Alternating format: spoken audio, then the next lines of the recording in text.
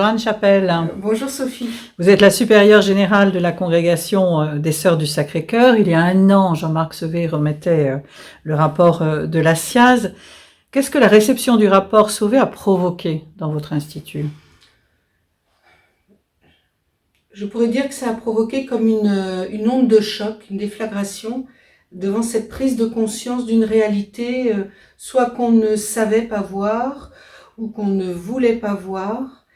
Et finalement, ça nous a obligés à revoir un petit peu même notre vie ensemble et à permettre des espaces de parole pour que des sœurs puissent s'exprimer sur ce qu'elles avaient vécu. C'est aussi un grand sentiment je crois, de honte et de colère qui est venu nous percuter parce que ça a quand même remis en cause le fondement de notre vie consacrée, notre charisme. Quand un charisme, c'est manifester l'amour de Dieu à travers des relations bienveillantes et de respect, de promotion de la dignité, ben là on voit que le charisme a pu être complètement dévoyé et donner lieu à une perversion complète de sa finalité. Donc c'est troublant. Et puis cette honte vis-à-vis de tout ce qu'ont pu souffrir des victimes multiples.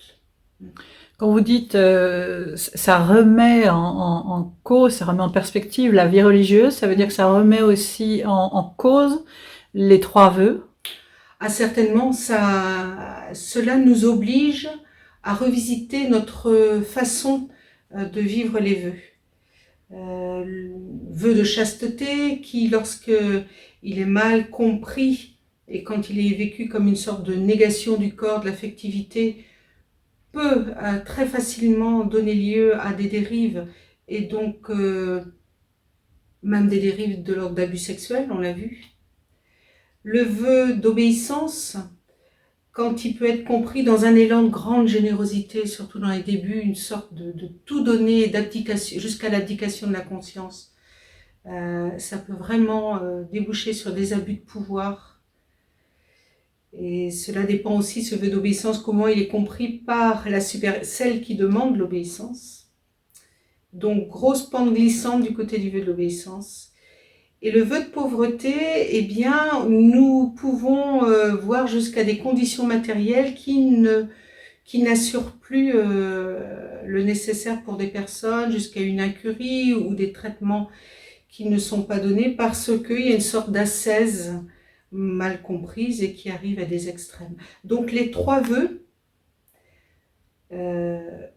peuvent donner lieu à des dérives graves. Et ma conviction, si vous me demandez ma conviction, c'est que la vie religieuse, ça peut donner le meilleur, ça peut donner le pire. Et c'est sans doute le pire qu'on a vu avec ce rapport de la SIAZ. Donc certainement, revisiter notre style de vie fondé sur les trois vœux et la vie communautaire. La vie communautaire, on pense à une certaine parole qui circule, à une expression de chacune et chacun. Est-ce que on est sorti de cette culture de silence qu'on dénonce, Sœur Anne Chapelle, par rapport aux abus? Alors la culture du silence, je ne sais pas. Il est certain que dans la vie religieuse apostolique que je connais mieux, il y a une certaine pudeur dans nos expressions.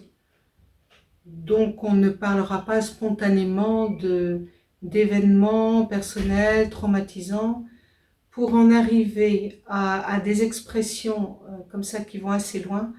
Il faut ouvrir des espaces de parole privilégiés. Mais il ne suffit pas d'ouvrir la parole, je dirais, qu'est-ce qu'on en fait? La parole, c'est quelque chose de sacré. Donc il faut que ces espaces soient aussi, d'une certaine façon, clos. Il faut permettre l'expression de la parole et aussi la confidentialité de ce qui est transmis.